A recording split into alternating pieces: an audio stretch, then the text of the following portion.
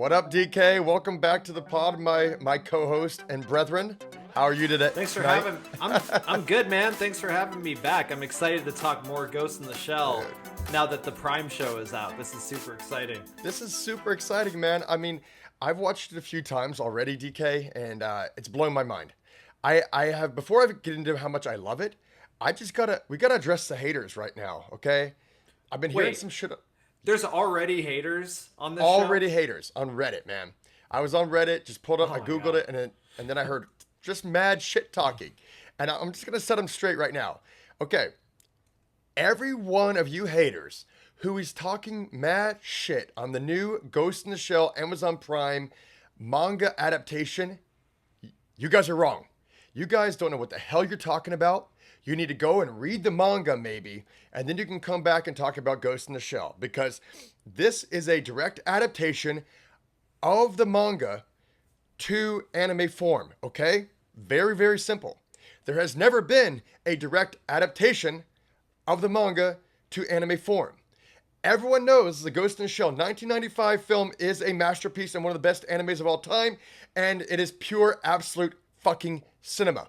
But we need to let you know that there hasn't been a manga adaptation yet, and this one is flawless so far. So all you guys who are like, oh, I don't like this, I don't like the tone. No, read the manga, and then you can make a better decision on there, because you guys don't know what the hell you're talking about.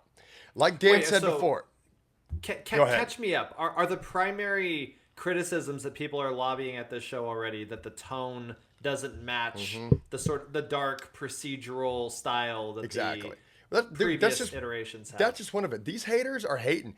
They're saying, oh, they don't like the color palettes, they don't like the brightness of it, they don't like the tone, they don't like anything. The music, I mean, everything they're talking shit on is things that I think make this show amazing. Like, these guys don't know what the hell they're talking about. So all you haters need to go on. But me and DK, it's interesting, right? Like, imagine a world where for 30 years the OVA of JoJo's Bizarre Adventure was all that existed, and then in 2026 they made the anime as we know it today, the anime that has been running forever, that's very bright, very flamboyant.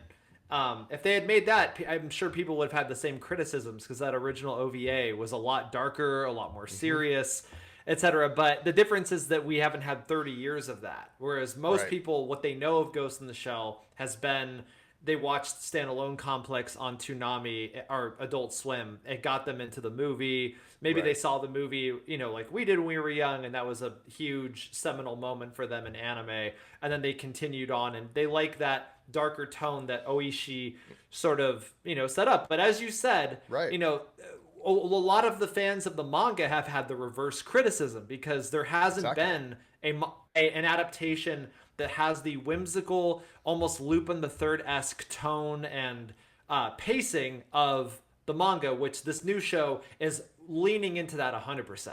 100%. It's like, look, here's what I say. I recommend to the people who are hating on it. I just say, look at Ghost in the Shell, very similar to you're looking at Gundam, or even like a Harry Potter, right? Ghost in the Shell film, which is so good that it has affected everyone's relationship to the manga and all the other series in Ghost in the Shell. We get it. We agree. The movie is a masterpiece. We've said it like 20 times before on our other pod, which actually watch our podcast, because guess what? We do an hour and a half Ghost in the Shell 1995 film pod. It's going to be releasing in 2 days. But that doesn't matter. July 11th. It's going to release July 11th, and it's freaking awesome. You're going to love it. Tons of hot takes. But the point I'm making is that you got to look at it, DK, they have to look at it as a bubble, right? You've got a bubble in a world where Ghost in the Shell 1995 film lives, and then an adjacent bubble where Ghost in the Shell 2 Innocence live, where the films live. And then you've got your little cross bubbles here where Standalone Complex, Ghost in the Shell Arise, 2045, the Netflix show, all those are own little worlds of Ghost in the Shell. And now we have the newest it's not one bubble, it's many bubbles. They're all different. Many bubbles. They're all different. And they're all in their own little world, and guess what? You can love them for that.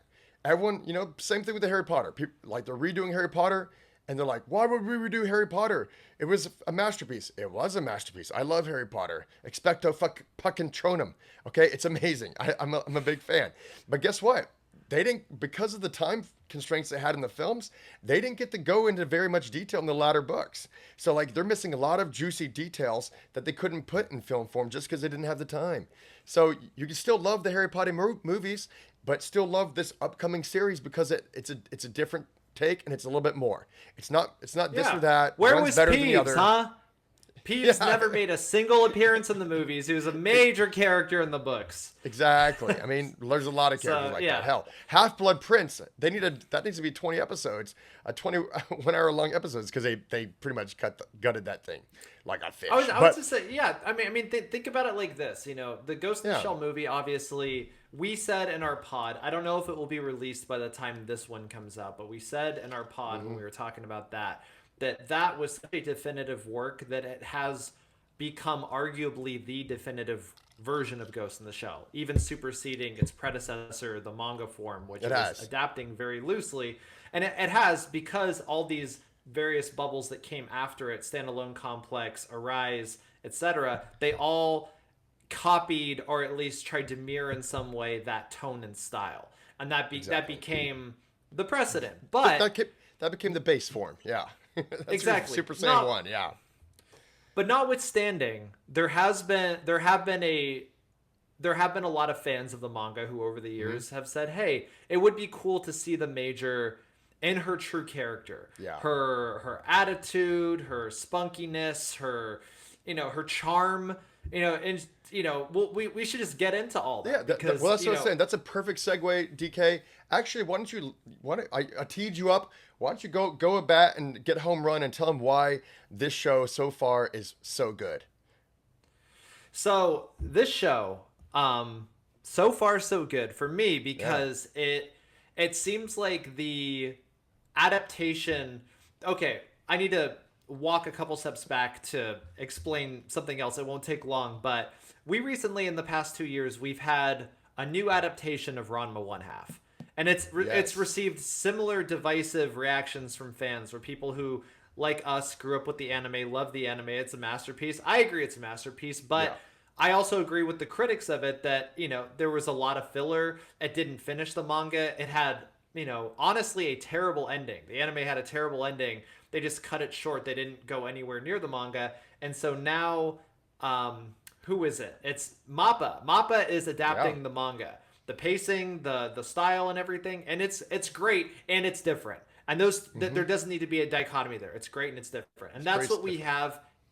Yeah, that's what we have here too. I mean, we have the director of the show. I'm gonna forget everybody's name, but the director of the show was the AD for Don to Don. He had a lot of experience working on that show. The full power and might of Science SARU is in the show. You can see it. Amazing character designs. Oh yeah, amazing character designs, amazing choreography, storyboarding, and that's something that's interesting. Yeah, I wanted to come into this conversation right now armed with the staff list and who was doing what and all of that. But weirdly, as we record this right now, unlike other animes, Science SARU has been a little bit more hush-hush about these things. And I don't read Japanese, so I can't read the credits. So perusing all the Sakuga boards on Reddit and things like that, people are kind of trying to guess who's the storyboard artist, who did this shot, who did this cut, who did that. But regardless of who did it, it's an amazing team that have assembled to, I would say, give Ghost in the Shell the proper adaptation that it also deserves. So and then, good. Again, it's not a dichotomy because the other things are fine. We love the movie. I love the first movie. I love Innocence. I don't love the other stuff, but if you do, that's fine. That's fine. It's not a dichotomy, but I am grateful.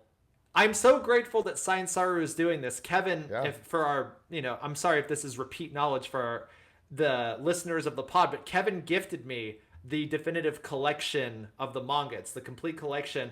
And I have avoided reading it just because I wanted so badly to see how Science SARU was going to animate it. So, and they're doing a smashing job so far. I mean, the show is so charming, very Lupin the Third. It's like Cyberpunk Lupin the Third. That's how I would describe it.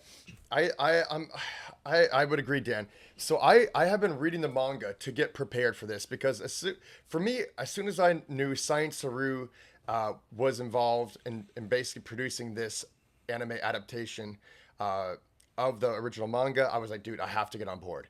Because Dandadan, I mean, hell, I'm doing a podcast right now, a Dandadan read along right now on NerdyJock Media as well. Just to do a self plug. I mean, you'll see Dandadan there, you'll see Dandadan there.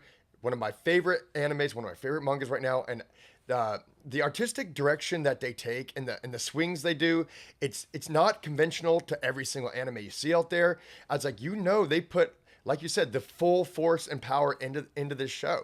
And when I heard Science SARU was doing Ghost in the Shell, I was like, oh hell yeah, let's check this out. I cannot wait because everything they've done so far that I've seen, I absolutely adore.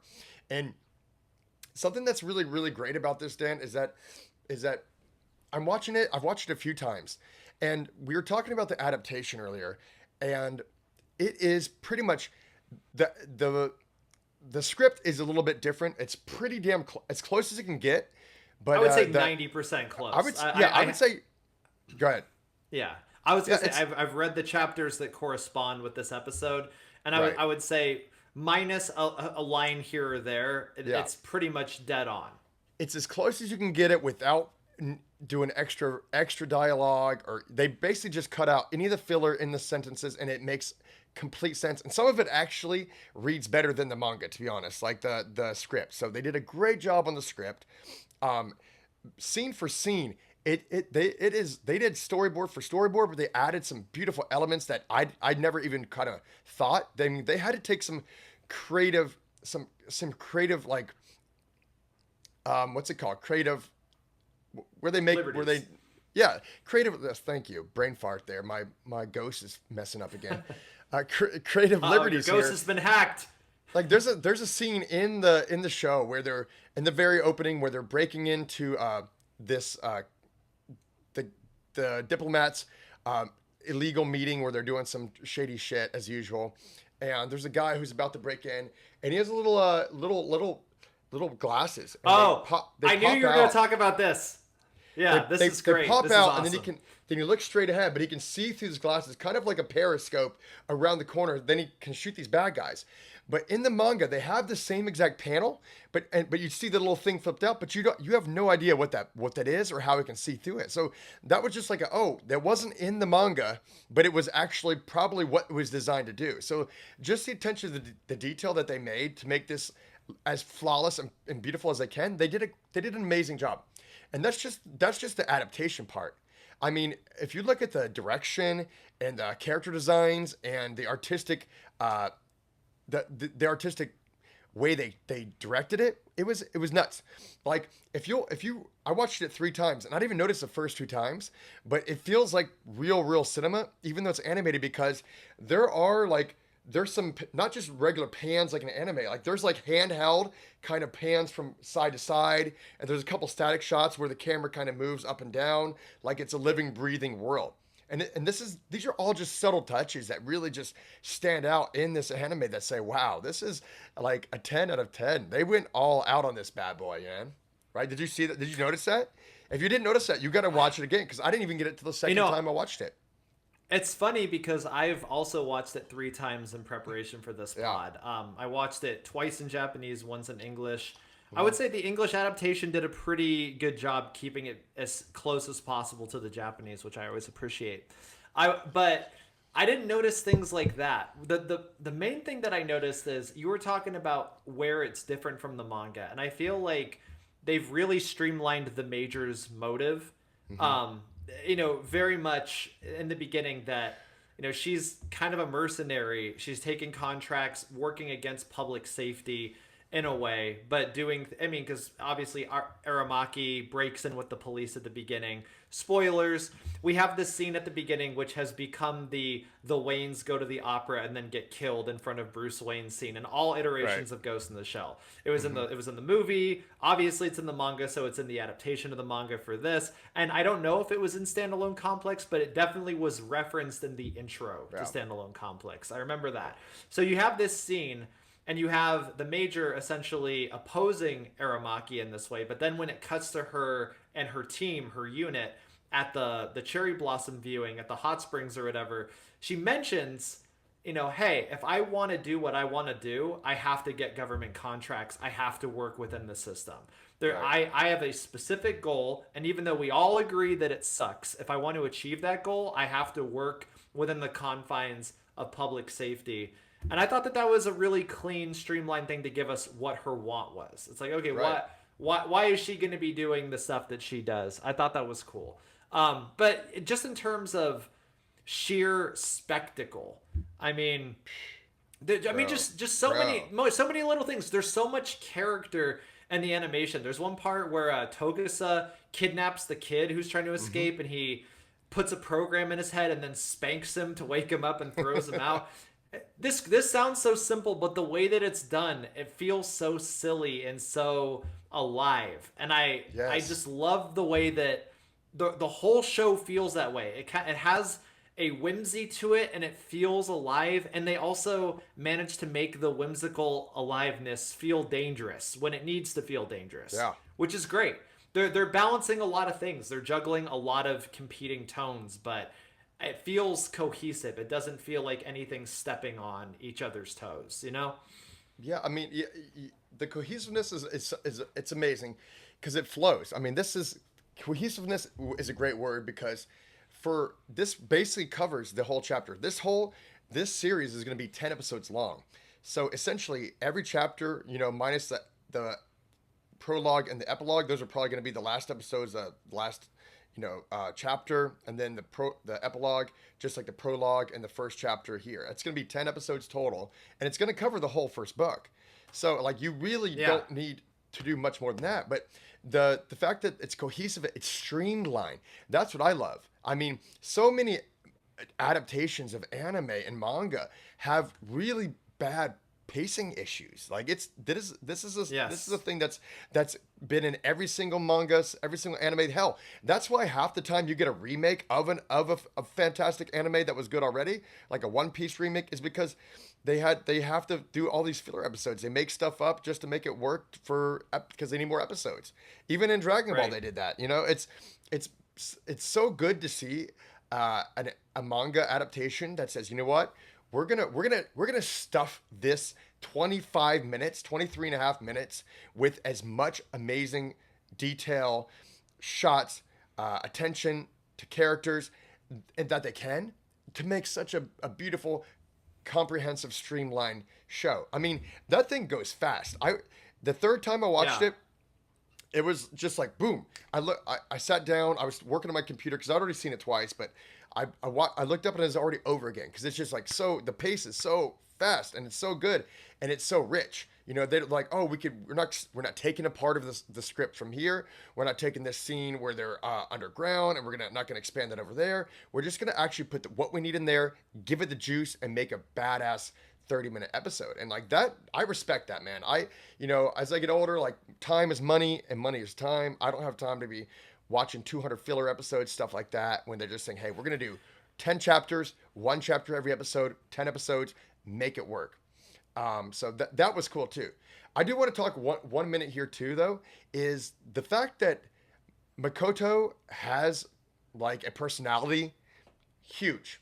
Like I'm already more connected to the characters. I mean, obviously Togusa, Ishikawa, Bato, they don't get as much in this episode, but they're there. The banter's there. I mean, they've got some great moments. Togusa's kind of a punchline in this thing. Like in his Fuchikoma, he runs into a wall and just knocks himself out. And then everyone's just like, man, Togusa's such a dumb rookie. This damn rookie. Talking about the whole time. Yeah, it's like this damn rookie. But just Makoto has punchlines. She's got attitude. She's a great character. I mean, if they adapted this in another live action, that'd be fantastic too. But like, just to see the team aspect of this is amazing.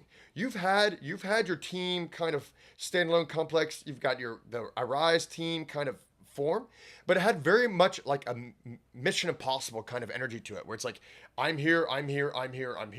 We're a team, but we kind of do our own thing. This is great to see. Like, hey, government corruption, this government corruption, that secret mission, yeah, and they're all kind of that. And they're all kind of doing their own thing separately. They really are. It's standalone complex. You've got Bato and Tagusa doing things. Ishikawa's doing his own thing. Aramaki's, doing his own thing. It's like, dude, these guys are a team. And that's what this manga is about. It's like it shows them interacting, and it makes it so much more rich for these characters to have these interactions. I mean, when Makoto lets them into her, into her brain, into her ghost, she's like, "Hey, don't dive too deep, or I'm gonna kick your ass." Because then you start seeing personal details of her life and all of her history, and like Bato, the way they animated this is a great way too, where it's kind of like this great underwater kind of flowing through the Matrix kind of energy vibe in her ghost, Right. and you see like all of her memories. Beautiful animation, by the way. And it's just like you see like Bato, it's like in a way he almost has like a nosebleed because he's got a little obsession with Makoto, and that's just a hilarious moment in this episode too. It's just like you could talk about every single scene and have something great to talk about it, and you could pause it, and the animation's amazing. Now, I feel like that's a good spot to segue into the yeah. idea of what ghosts are in this and the source material. Because Yeah. it seems thematically, it runs the gamut between a few different things. Obviously, there's the wet brain intelligence, which is a separate barrier from... They mentioned that they have cyber brains. They mentioned that they have e-brains, because Togusa isn't cyborg, but he also has an e-brain. So he Right. has some sort of external hard drive that connects to the matrix of everything that is in this world, this neural world that they all live in, this computer neural world that they all live in. But then there's this threat that keeps being explained. Well, it's, hey, these hackers might have the ability to go all the way to the ghost, meaning the actual self, the wet brain, the thing that is you, the thing that is most precious and most vulnerable. And that's the first face that they give the idea or the philosophy of ghosts. But then the second one is almost the driving force, the personal, I don't want to say conscience, but I'll say conscience, just because a better word escapes me here. But later, I guess at the midpoint, when Makoto makes a decision, she explains exactly why she wants to do what she wants to do, and she's saying, and that's what my ghost is telling me to do. Yeah. So that's my truest, most deep self, which is the essence of who I am, is telling me this thing. And I thought that that's a really interesting way to tee up what I know from, just orbiting this for so long is Right. going to be a very interesting philosophy, which you can't do Ghost in the Shell without the philosophical navel gazing of what is a self, what is a this, what is a that. But, it's always kind of like a mind horror. That's what I love about the film, is that there is this mind horror element. Do I exist? Am I a person? Like, if my memories are faked, am I real? But there's something kind of warm and inspiring about the way that it's presented here. It's we live in this world where everything is synthetic. We have these chips that are neural that connect all of us together. We're cyborgs. We have various levels of brains. But at the end of the day, I have a ghost, and that is me. And that, in a Descartian sort of way, means that I am real, and that's who I am. And that's a really cool place to start, I think. Yeah, I mean, I think when you look at that, like it's funny because the Ghost in the Shell film, like that was kind of like, hey, that's one of our main themes we're going to dive deeper in, right? And it is roughly adapted from the manga. I mean, the chapters, like Garbage Men, they're coming up in the next episode. I mean, you're going to see some other stuff that you haven't seen in the film, but like the main plot line is still, of the 1995 film, is still derived from the manga. I mean, in the opening sequence, which, by the way, great opening for this film series, great end theme for the series. I love both of them. I thought they're really, really great. But you do see the Puppet Master Project 2051. You see an image of her kind of like waking up in the opening intro for this film. So it is exciting to me to be like, oh man, I can't wait to see what happens. How does the tone shift? Is it going to stay lighthearted like this the whole time? Is Makoto going to have to be serious? She's doing is cracking jokes right now. Is it going to change to where she can have to deal with these, existential questions, which was the base of the manga Ghost in the Shell too. So I don't know. Right. I mean, I really look forward to seeing how it's going to shift in tone and what else they're going to do. And I mean, just every aspect of this is just so cool, man. I mean, I'm really loving it. And I'm not even hyping myself up because we're talking about the pod for 10 weeks or whatever, because I think we got to do it every week. But I just really, really, I think reading the manga, honestly, Dan, has given me another love and appreciation for Ghost in the Shell that I didn't even really have, even though the 1995 film was a masterpiece. So now I kind of like the world. I like the world even more now that I'm kind of immersed in the manga as well. You know, it's like a recipe, man. You're trying to make a great pizza, and you got the sauce, which is Ghost in the Shell 1995, but the crust is made out of the manga, and you got your standalone complex, which is some toppings, and you got your rise with the cheese.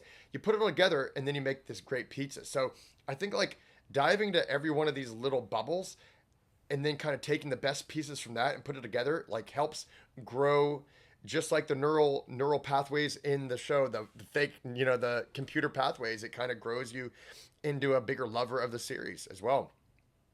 I think. I don't know. I would say that standalone complex is like anchovies on the pizza.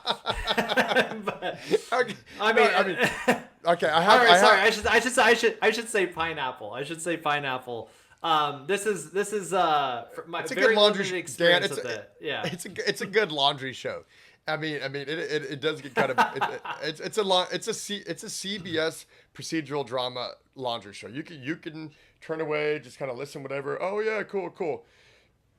Details aren't as important in standalone complex. I'll be honest. But while we've been talking, the entire first episode of the Prime show has come and gone, and now the film is playing behind me.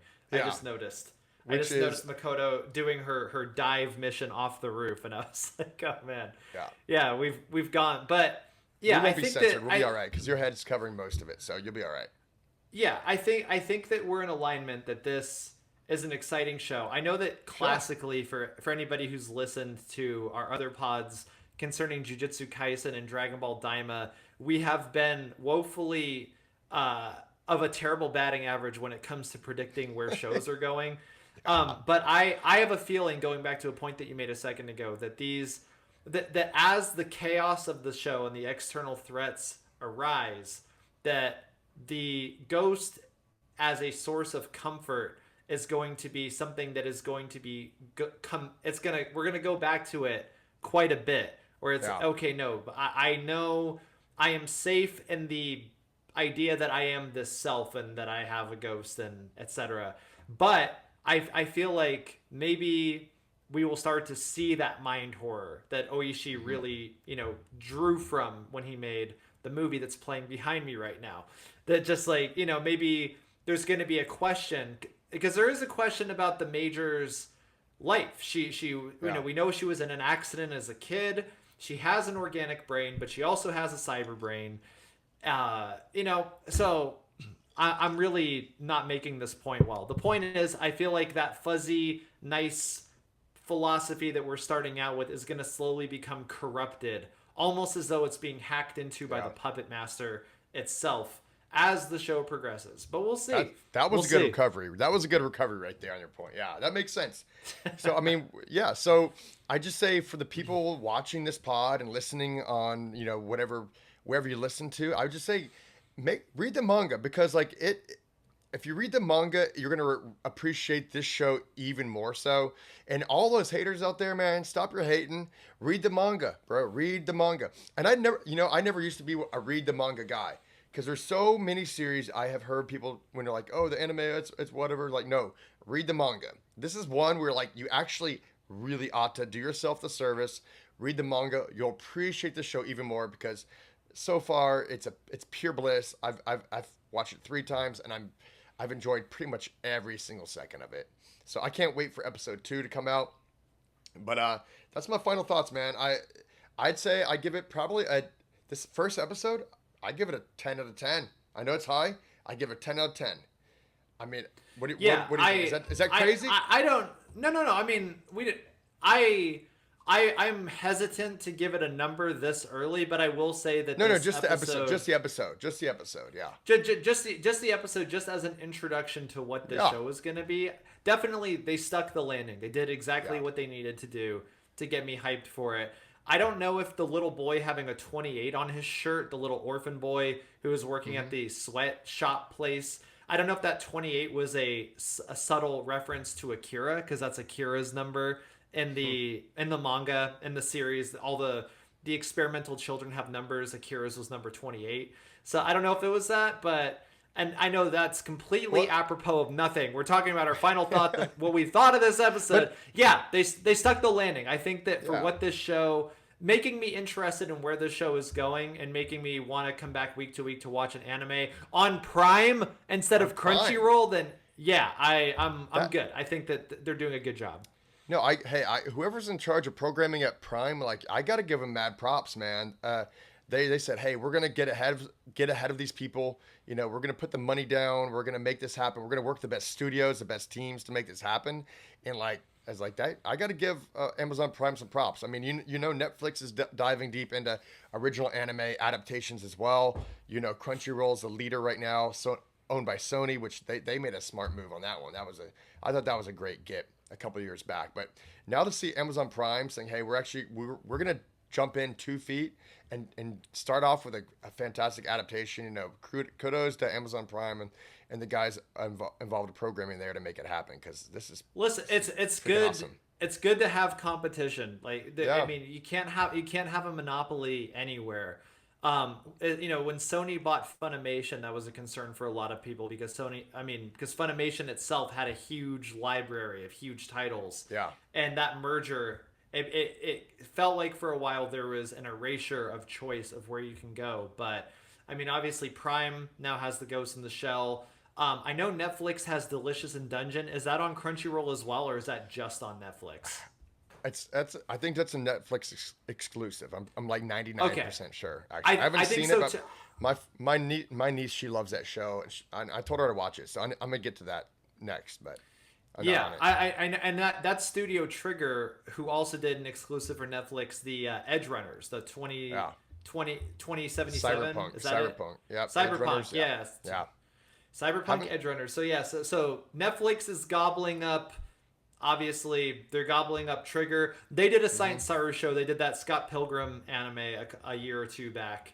And then now, I mean, Prime, this is a big move. They've got one of the biggest names ever. Yeah. So this is huge. So good for them.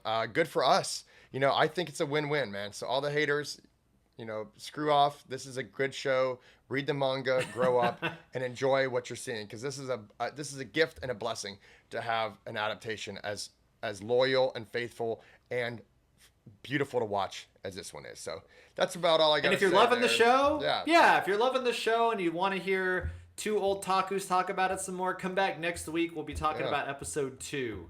Yeah, and in the meantime as well, I know we're going a little over. Well, we have no time limit, but you know, dude, if you haven't seen Dawn to Dawn, watch the first 2 seasons. I started the manga Dawn to Dawn read along at chapter 72, which is right the next chapter after season 2 of the anime ends. So if you want to get up to date on the manga before 2 or 3 more years, whenever the next season of Dawn to Dawn comes out, I'm doing a chapter by chapter. Yeah, next year read along. So like, come in and join me, because it's like 10-minute little popcorn, easy to take in morsels. It's not too crazy, and it's fun. So I think you'll really enjoy it and appreciate it. And I really get my groove around chapter 81. So it took me a couple, but now I know how to make it work. So tune in. Tell us what you want to watch next, man, because I think me and Dan might also, if we can find time, do some otaku classics. That's what we're going to name the series, is otaku classics, like a Wicked City or like a Ninja Scroll. We're going to do some old stuff to show, Demon City Shinjuku. We still need to do Innocence, the second Ghost in the Shell film by Oishi. Innocence, I couldn't find it. I just rewatched it. I'll send it to you. I'll send you where it is. It's online legitimately. I will send you a legitimate link to it. I looked it up and I couldn't find it anywhere, literally. So I need to watch that again, because it's been decades since I saw that one as well. But either way, DK, man, it's always a pleasure. You know, you are the best co-host a guy could ask for. I hope you had a good time at the 4th of July party. I did, man. Hermosa Beach. Good time. Hermosa Beach. I know I'm burnt. My scalp. You can see my scalp is like different. I look like Clayface from freaking Batman right now. So, but either way, man. I did the lazy move. I showed up at 4 p.m. when I knew I wouldn't get sunburned. So I showed up halfway through. Yeah. Well, dude, it's always a pleasure having you on the pod. I can't wait to talk with you in next week or a few more days. We'll get some more stuff under a belt. But until then, we'll see you next time, guys. Hosts! Hosts! Yeah. All right, DK. All right. We did it.